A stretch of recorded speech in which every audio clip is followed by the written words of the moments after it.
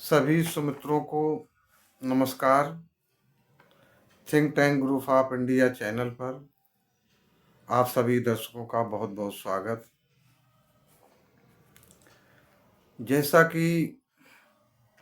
सभी अवगत हो चुके होंगे कि कल माननीय सुप्रीम कोर्ट द्वारा बुलडोजर के संबंध में जो एक अपना ऐतिहासिक निर्णय पारित किया है, उसको सुनकर संपूर्ण भारत के संपूर्ण समाज में लगभग 95% देशवासियों ने ऐसे ऐतिहासिक निर्णय पर खुशियां मनाई और महसूस किया कि जब लोकतांत्रिक गणराज्य भारत में 4 स्तंभों में से एक स्तंभ जिससे पूरे देशवासियों की नजरें टिकी हुई हैं कि लोकतंत्र बचेगा, न्याय मिलेगा, इस नजरिए से भी लोगों ने खुशियों का इजहार किया है। जबकि बुलडोजर के संबंध में माननीय सुप्रीम कोर्ट में स्वतः संज्ञान लेते हुए ऐसे निर्णय को और जल्दी पारित किया जा सकता था। खैर, इसके लिए माननीय सुप्रीम कोर्ट से पूरी उम्मीद रही कि निर्णय देर में भले ही मिले लेकिन दुरुस्त मिलना चाहिए, जो माननीय सुप्रीम कोर्ट द्वारा देशवासियों के लिए एक ऐतिहासिक फैसला दिया। बुलडोजर की कार्रवाई पूरे देश में जब चलाई गई तो लगभग 4.5 लाख आवासों को ध्वस्त किया गया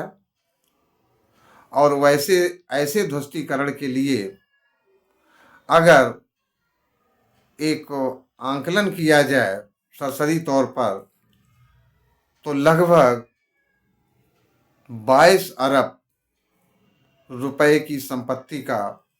देश का नुकसान हुआ, जो एक चिंताजनक है।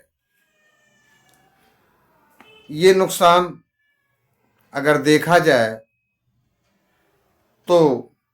जो हमारे विरोधी देश बन गए हैं, चाहे वो पाकिस्तान हो, कनाडा हो, और भी देश हैं, उन देशों का ये खरबों का नुकसान नहीं हुआ है। ये इसी देश के देशवासियों का नुकसान है, देश का नुकसान है, लोगों का नुकसान है, जो नहीं होना चाहिए था। अगर सरकार चाहती तो इन्हीं संपत्तियों को, जिनको कि अवैध या कई कई कारणों से आरोपित करते हुए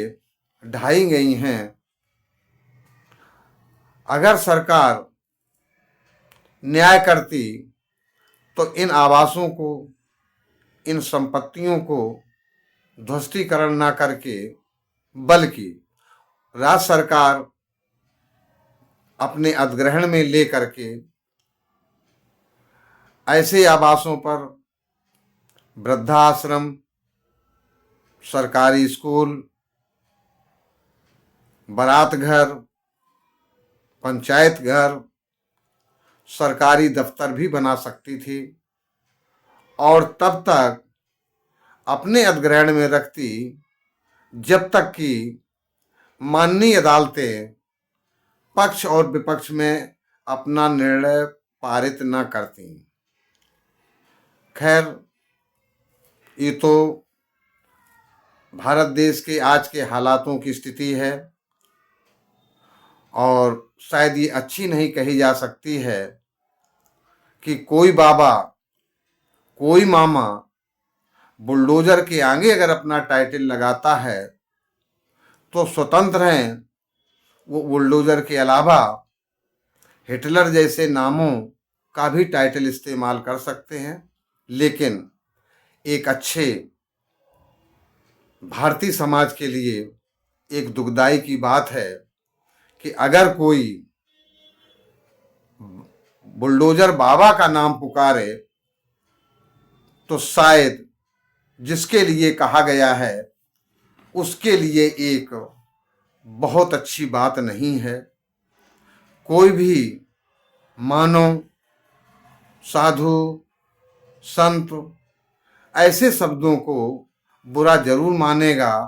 कि मैं एक इंसान हूँ, हमें बुलडोजर की उपाधि से क्यों नवाजा जा रहा है। खैर, ये अपने अपने विचार हैं, अपनी अपनी सोच है।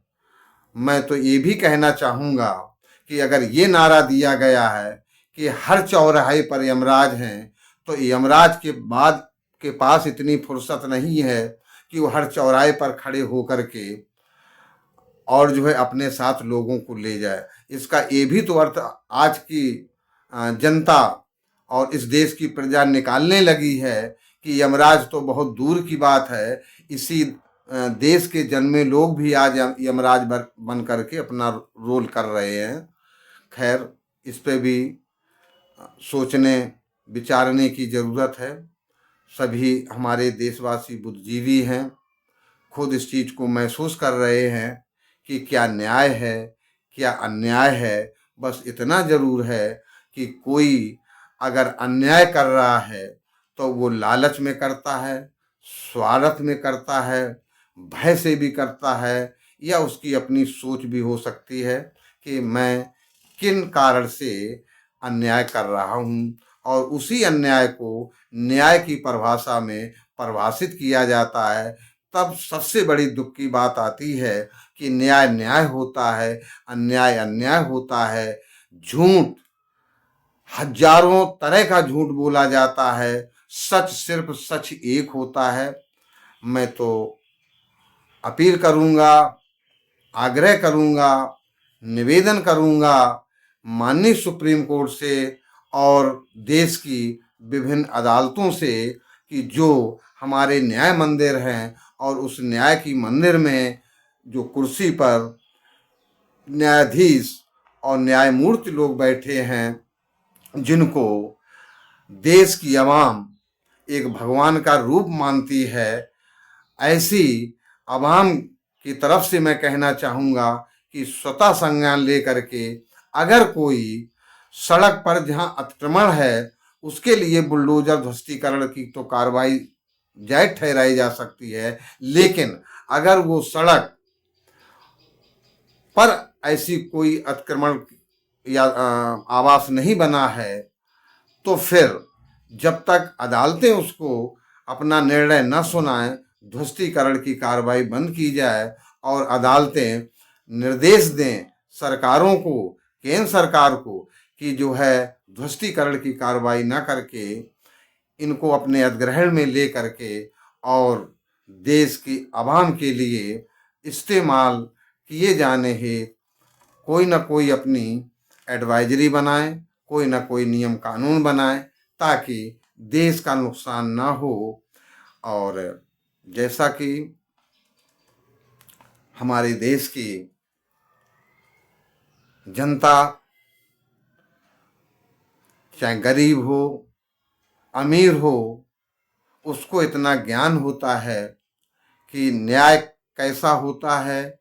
और अन्याय कैसा होता है, बस वो मजबूर होते हैं भय के कारण, लालच के कारण, स्वार्थ के कारण, इसलिए वो अपनी बात नहीं कहते हैं, न कह पा रहे हैं। जहाँ तक ब्यूरोक्रेट की बात है, ब्यूरोक्रेट को भी सोचना चाहिए कि ये जो कार्रवाइयाँ होती हैं किसी न किसी तरह से अपने बॉस को, राजनेताओं को इस बात का अनुरोध करें कि नहीं साहब, ये ध्वस्तीकरण या देश की संपत्ति का जो नुकसान किया जा रहा है वो गलत है, कभी न कभी अदालतें इस पर अपना कोई न कोई हथौड़ा चलाएंगी। इन्हीं शब्दों के साथ मेरा आग्रह है, मेरी प्रार्थना भी है, दुआ है हमारी सभी के लिए, दुआ है हमारी सभी के लिए, खुशियाँ देते रहो, खुशियाँ मिलती रहें, ये दुआ है हमारी सभी के लिए, ये दुआ है हमारी सभी के लिए, खुशियाँ देते रहो, खुशियाँ मिलती रहें। इन्हीं विचारों के साथ आप सभी दर्शकों का बहुत बहुत पुनः स्वागत है और मेरे इस think tank group of India channel को लाइक करें, सब्सक्राइब करें